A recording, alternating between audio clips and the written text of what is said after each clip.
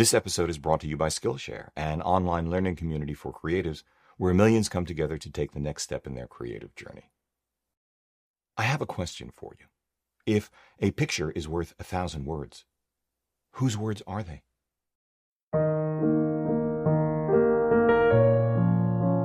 Hey everybody, I'm Hugh Brownstone for Three Blind Men and an Elephant, and today I want to talk to you about something that's been bothering me for a while now, a misapprehension, an intellectual laxity, if you will, that I think corrected just might do more for your understanding and appreciation of photography, the world around you, your own craft, yourself, than anything I could share with you about gear or technique. It's the hackneyed notion that individual photographs tell stories. Because they don't. You do. We all do. If you Google the word story, this is the definition you get, which, by the way, is actually taken from Lexico, a collaboration between Dictionary.com and Oxford University Press, so I think it will do for our purposes here. Story. Noun. An account of imaginary or real people and events told for entertainment. Okay. But I'd list other purposes for stories as well, including to inform, educate, comfort, remind, justify, inculcate, sell, self-aggrandize, incite, terrify, control. You get the idea. Stories are powerful. But first principles. A story is an account. That's what Oxford says. That is a telling rather than the people and events per se. And this is where we get into trouble. How does one tell a story? This is not a how many angels dance on the head of a pin kind of question. It is fundamental. Now, Aristotle considered a sequence of events to be the first crucial element of a story. He called this sequence the plot and asserted that it required a beginning, a middle, and an end. I like that. Simple, clean, direct, actionable. Hold that thought, though, because the intermediary step we need to complete that thought is the concept of a sentence. Sentence. Noun. A set of words that is complete in itself, typically containing a subject and predicate, conveying a statement, question, exclamation, or command, and consisting of a main clause and sometimes one or more subordinate clauses. In other words, a story is made up of sentences which communicate a sequence of events involving people that has a beginning, a middle, and an end. Not a single decisive moment, a trajectory or narrative arc, as any screenwriter will tell you. But does a single photograph, all on its own, offer us a literal, visual translation of an entire, universally understood story? Does it tell you the story? If you think so, do you think it tells the same story to everyone who views it? I think that each of us imbues a photograph with meaning and feeling based on the totality of our own life's experiences up until the moment we take the time not only to glance at the photograph, but to really see it. Which in turn leads inescapably to the conclusion that every single one of us experiences a different story when viewing an image to the extent that we think it tells a story at all. Thus, the answer to the question I asked at the outset, whose 1,000 words is that image worth, is yours. You tell the story. A photograph per se isn't a story so much as it is a two-dimensional thing that in most cases represents a three-dimensional thing at a point in time, either or both with the potential to be described in sentences. But sentences without structure are not a story. I think of a single photograph as a prompt, a prod to think, feel, learn, an invitation to explore, an opportunity to teach, a challenge to see ourselves. None of which is to say that a body of work, a series of photographs, cannot communicate a beginning, middle, and end, nor that some photographs cannot approach a universality understood by literally millions of people. This was never truer, I think, than in the middle of the last century when, at its peak, Life magazine sold 13.5 million copies a week, publishing photo essays like W. Eugene Smith's Country Doctor.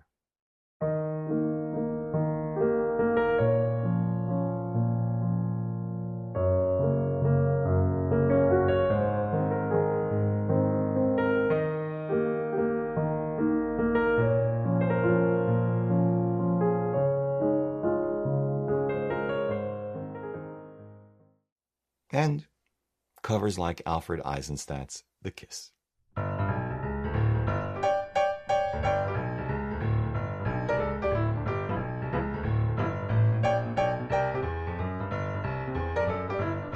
if ever a single image could tell a story with a beginning, middle, and end, the kiss, marking the official end of the war with Japan in 1945, would have to be considered a top contender. Of course, there are many stories behind this image, but what makes it a top contender is the fact that World War II was an experience shared by hundreds of millions of people across the globe, as was this image. I like what Marilyn Kushner said. Before life, magazine articles in the U.S. consisted of a picture that illustrated a story. Afterwards, it was the text that illustrated the photograph. I think that's a lovely distinction. The thing of it is, words and images together tell a story better than either can alone. That's what we have movies for. But even when you have two people in the same room at the same time, they are certain to hear, see, and or interpret things differently, even when a person is talking to them directly. We all have our filters. We all have our fault lines. So, let's do this. Let's look at a few photographs, and as I display each one, ask yourself the following questions. Do I know this photograph? Do I know who took it? When? Where? Why? What actual specific story does it tell me? How precisely does it do that? What do I see in the photograph? What is its beginning? What is its middle? What is its end? What are the sentences it speaks to me? How do I know this is the story and these are the sentences? How do I know this is what the photographer meant to tell me? What might this image tell me about the photographer's relationship to what and who are in frame? Finally, what, if anything, do my answers to these questions tell me about me? I'll run through them as a montage, but feel free to pause at any time to study them. I'll rejoin you at the end to tell you a bit more about them.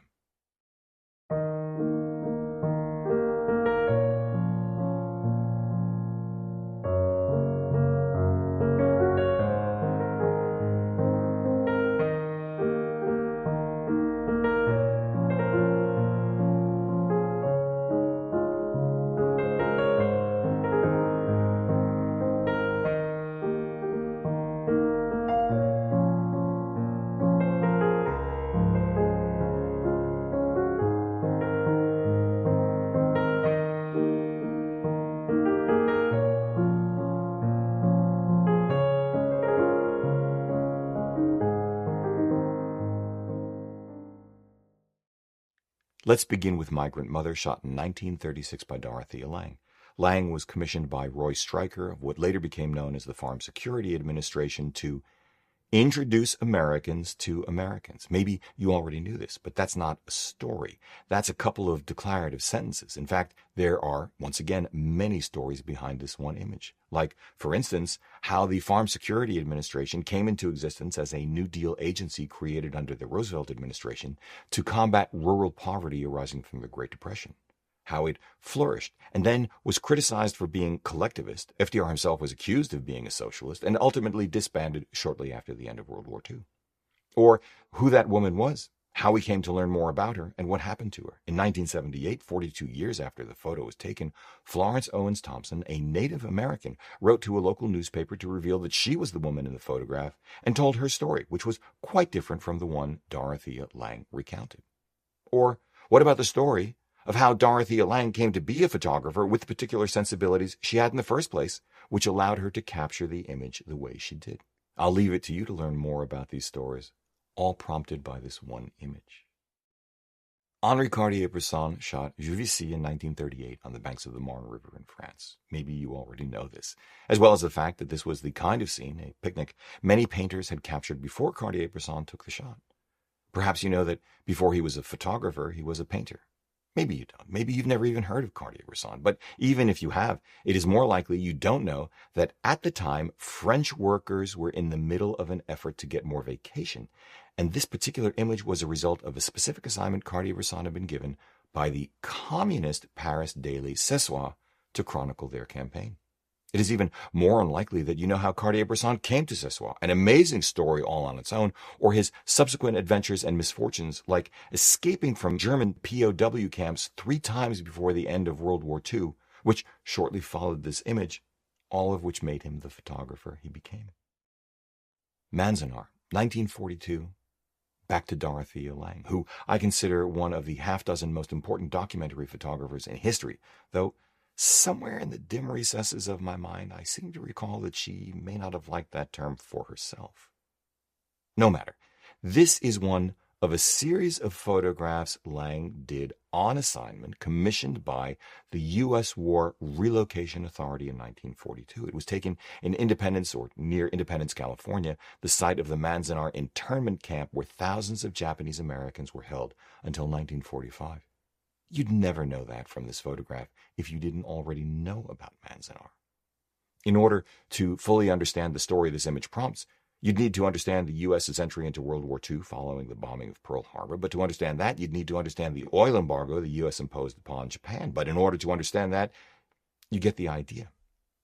In order to fully understand how Lange created the Manzanar images, not what equipment she used, but how she came to see the way she did, you'd need to understand the restrictions that were imposed upon her by the government. But it would be even more important to understand how her life's story sharpened her sensibilities, like being struck by polio at age 7. Her intention to travel the world as a young woman with a friend cut short at San Francisco when they were robbed. How that led to her finding a job working in a photo finishing lab. How that led to her becoming a portrait photographer to high society, and how she left that behind when she saw bread lines from her window. 1944, D-Day, Robert Capa. Which story does this image tell you?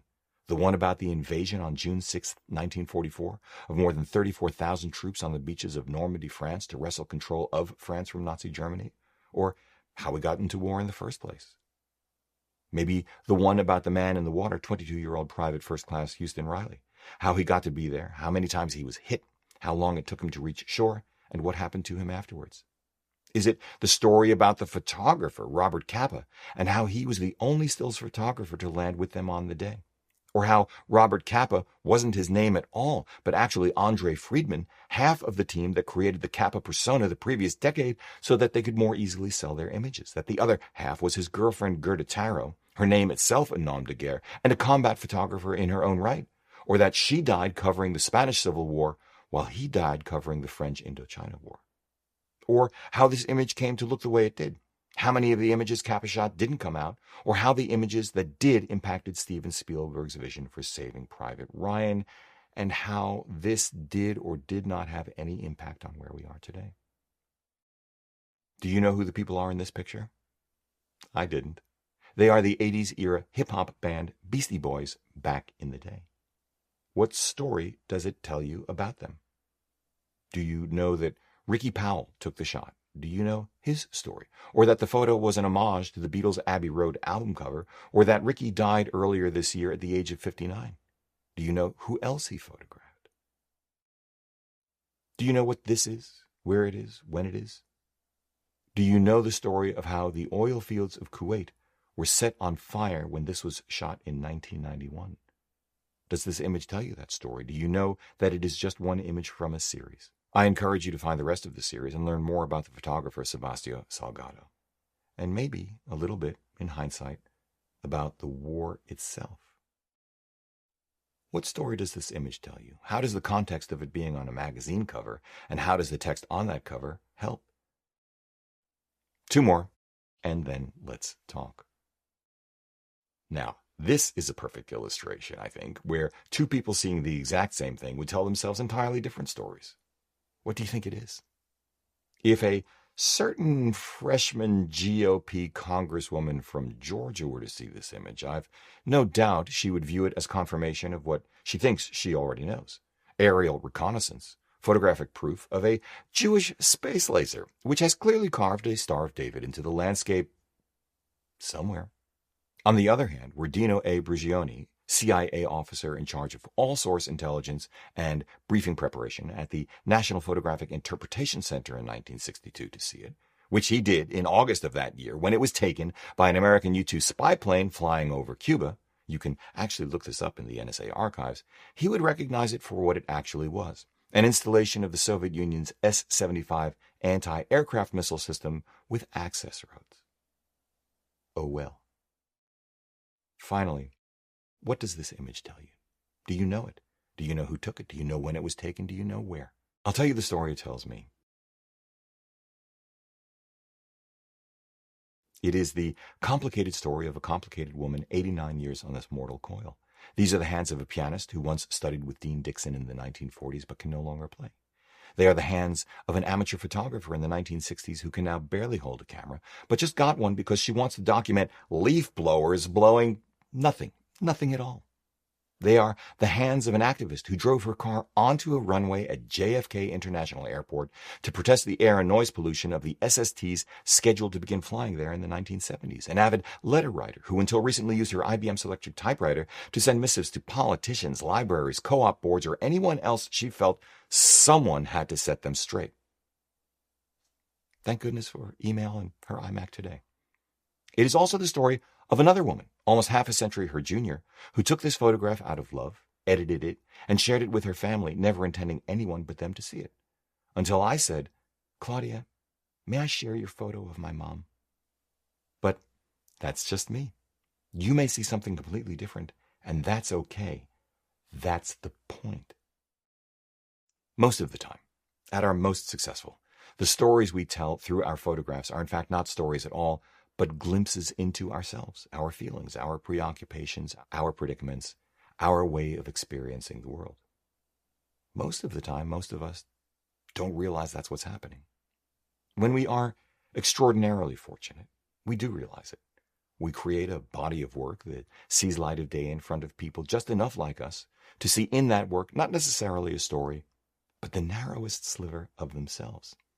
And in that recognition, in their knowledge, they may be prompted to feel joy, sorrow, anger, laughter, relief, curiosity, maybe revelation, maybe a story of their own.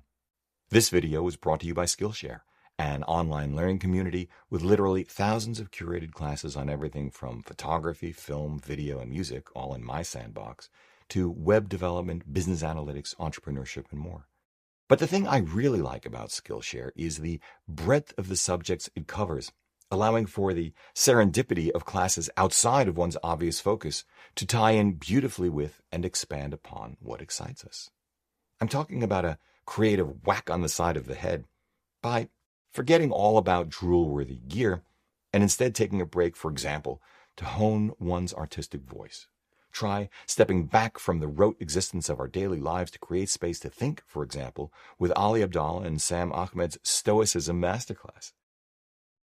Stoicism is a school of philosophy that dates back to the ancient Greeks, and surprisingly, it's still super relevant in modern day life. Hey everyone, my name is Ali. I'm a doctor, YouTuber, and podcaster, and I discovered Stoicism around about 2015. And honestly, I think it's one of the main things that makes my life generally tranquil and generally pretty happy and chill. Hi everyone, I'm Sam, the Stoic teacher. I'm a philosophy and theology graduate from the University of Cambridge, and I now have the pleasure of teaching philosophy and religious studies in London. Throughout the class, we've got lots of mini projects, worksheets, so that you'll be able to apply these principles immediately to your life, because it's one thing knowing things, it's another thing applying them, and that's exactly what we're going to teach you to do in this class. Though I think it worthwhile to explore Epicureanism as it was originally conceived as an interesting counterpoint as well. Newbie or Wizened Pro, Dabbler or Deep Diver, membership access to Skillshare's catalog of constantly expanding classes and workshops opens up a world of learning and sharing with your instructors and fellow members, ad-free and on your schedule, usually in under an hour for less than $10 a month with an annual subscription. So check them out. The first 1,000 of my subscribers to click the link in the description will get a free trial of premium membership to help you explore your creativity. Thanks, Skillshare. If you like what you've seen here today, please give a thumbs up, subscribe, join the conversation below, because this is an incredible audience. If you'd like a copy of our Streets of New York, the book, head over to www.3bmep.com/books.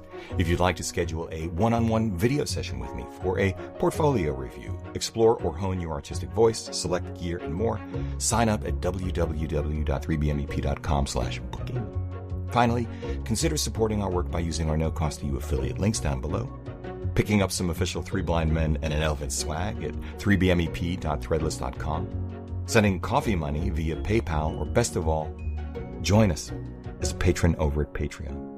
However you choose to support us, as always, we thank you for it.